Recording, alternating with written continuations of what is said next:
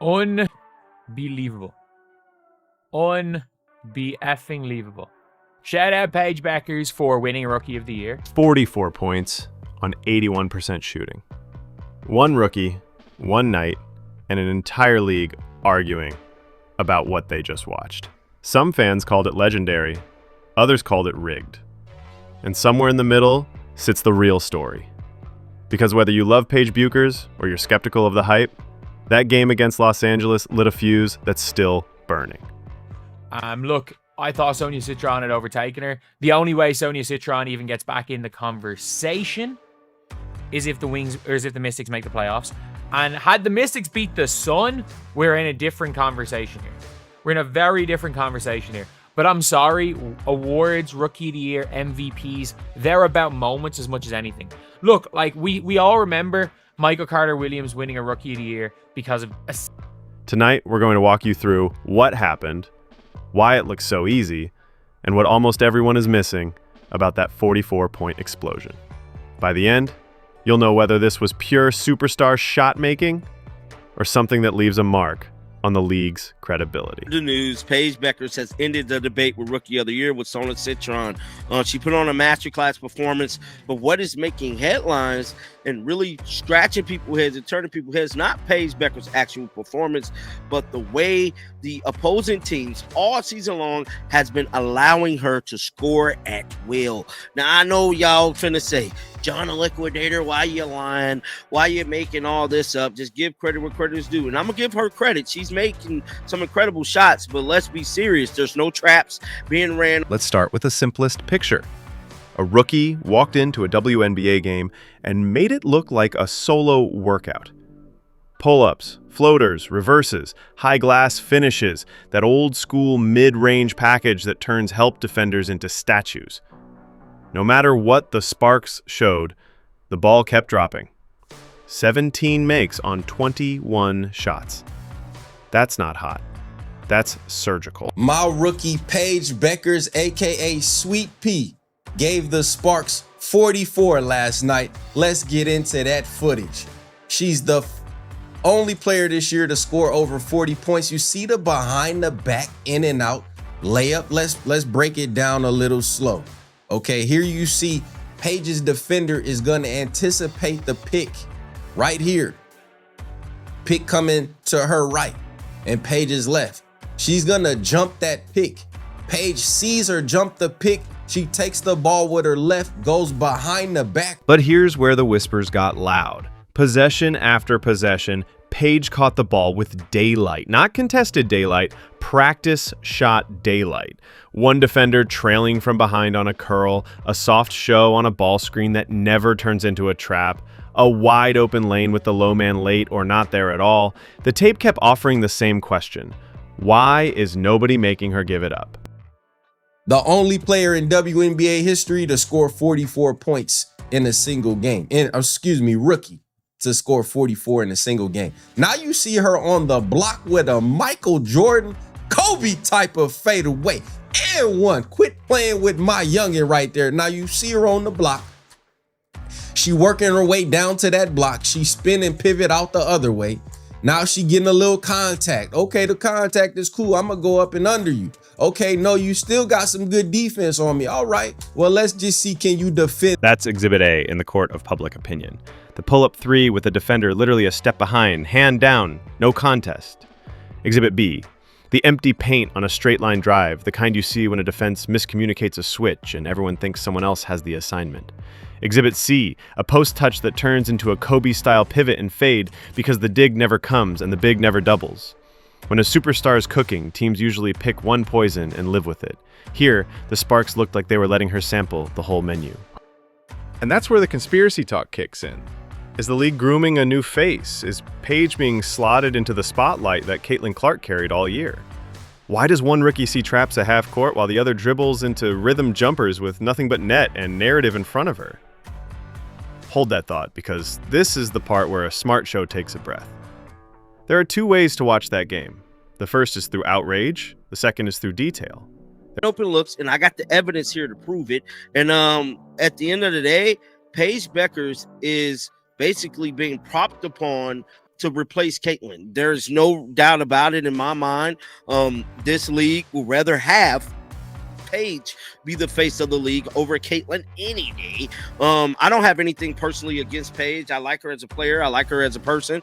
But when it comes to conspiracies, I got a job to do, and my job is to expose the fake and expose the real. And the real of the matter is that Paige Bueckers is getting these open looks. Watch the feet.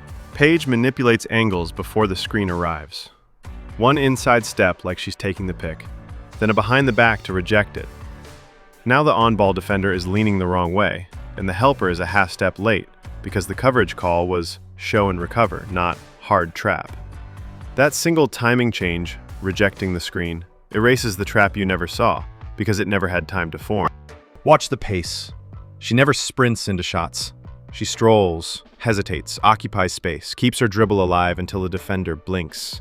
That's how you turn a standard drop coverage into a practice jumper from 15 feet.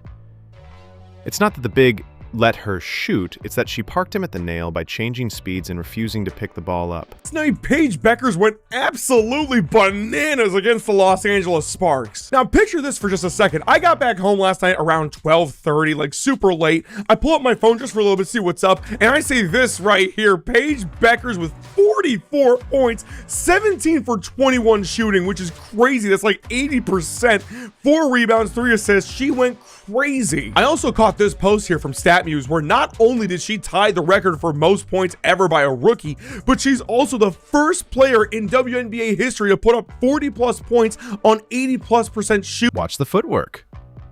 Drop step, counterspin, step through. The defender bodies her once, twice, then runs out of legal leverage. No whistle needed. Simple geometry.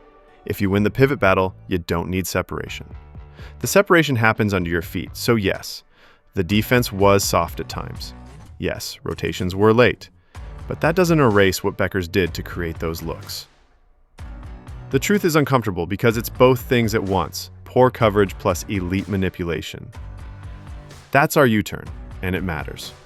Still, the comparison game is unavoidable. Caitlin Clark has spent months carrying an offense with 2 defenders glued to her jersey, top-locked off the ball, blitzed at midcourt, bumped on every cut, chased through every screen. Even on cold nights, the attention never cooled. With Paige, at least in this game, it looked different. Single coverage forever, no second body until after the release. If you want a clean thesis statement for the outrage, it's that discrepancy. Have y'all ever heard the saying, comparison is the thief of joy? Because every time I see Paige have a good game now, the only thing I see on social media is Paige is really who we thought you-know-who was. And the you-know-who is referring to Caitlin Clark. Now, the reason this bugged me is, one, is that it diminishes Paige, right? It puts her in this hole that she can only be compared to Caitlin Clark. Whereas her greatness can stand on its own 2 feet, right? As good as she has been since she stepped in the WNBA this season, as a rookie, can stand on its own 2 feet without having to constantly be compared to Caitlin. But context is a cruel editor. The Sparks were balancing priorities: protect the rim, keep shooters home, no quote-unquote 4-point plays off kickouts, and live with contested twos. That's a common regular season math problem. The problem came when those twos weren't contested. What's supposed to be a make her take tough middies plan turned into let her live in her favorite neighborhood. Scheme without urgency is just a chalkboard drawing. And then there's fatigue. Rotations break down when legs are gone, switches get sticky when communications fade, a late tag becomes no tag at all. None of that is glamorous, and none of it makes headlines. But if you've watched enough film, you recognize the symptoms immediately. Still, let's be honest about optics. When one rookie gets doubled on the logo for a month, and another gets practice looks on a historic night, the storyline writes itself. Favored by the league, manufactured face, cheating. Those are heavy words. But fans reach for heavy words when trust feels light. If the W wants to avoid those labels, it has to protect the product 2 ways at once. Let the stars cook, and make sure the stove looks fair. All the talk. She heard all the Paiges in Rookie of the Year. Paige can't carry. Paige doesn't.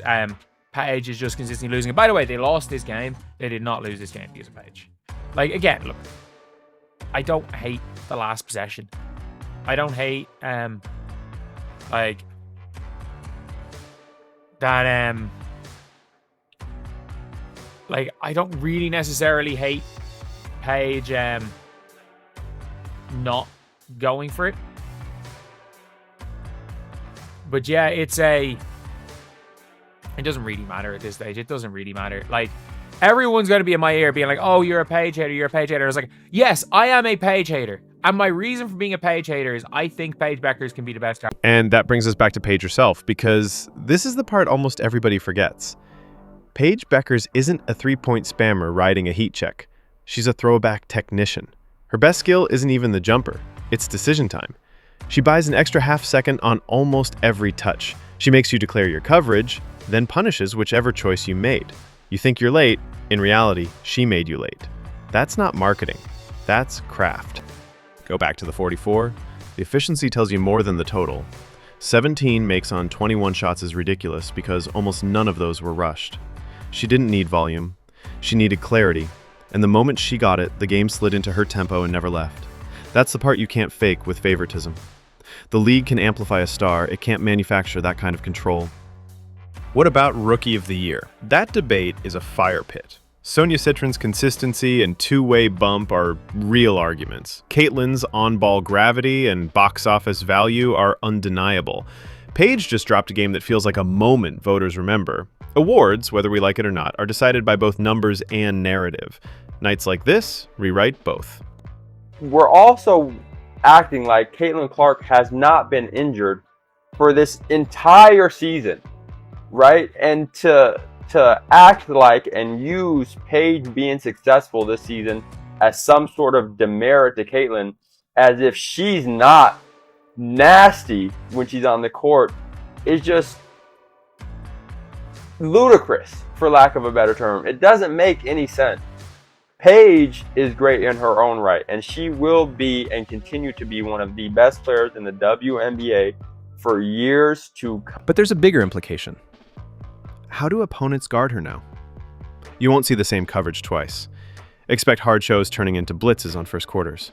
Expect top locks that force her into the crowd. Expect early digs from the weak side with long wings stunting at the nail. And if you're a coach, expect to live with corner threes from role players before you give her that mid-range again. The tape makes the adjustment obvious. And yes, we have to address the cheating headline. Were players exposed for letting her score? That's a spicy claim that plays well on social media, but when you pull the heat out of it, what's left is far more mundane. A night of bad communication, tired legs, a soft game plan, and a rookie who exploited every inch of it with veteran poise. If you want to protect the league's integrity, don't pretend those defensive lapses were part of a secret script. Demand better defense. Demand better officiating consistency. Demand transparency on why certain coverages persist when they aren't working. That's how you earn trust back. Here's what success looks like from here. Paige keeps stacking skill nights like this, but against different looks. Showing she can beat traps, beat top locks, beat length, beat physicality without losing efficiency. Caitlin continues to bend defenses into pretzels and converts that gravity into team wins. Sonia keeps the two-way drumbeat going and makes voters choose between flash moments and full season sturdiness. And the league, it leans into competition, not coronations. That means nationally televised games where the defenses actually throw the kitchen sink at the star of the night. Fans don't need guaranteed endings. They need to believe the ending wasn't pre-written. There is also a human piece here. The constant Paige versus Caitlin binary steals joy from both.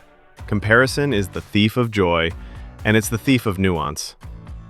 Bueckers is not Clark's understudy. She is her own archetype. Clark is not Bueckers' obstacle. She is a measuring stick every great guard will study. The league is better when both thrive, and when both are forced to earn it. And a quick reality check for everyone arguing in the comments. The 44 came in a win. It mattered. It wasn't empty calories. But one night doesn't settle a season-long debate. That's the beauty of this year. We're watching 3 different rookie arcs test 3 different definitions of value: gravity, efficiency, and two-way reliability. The voters will have to pick their philosophy.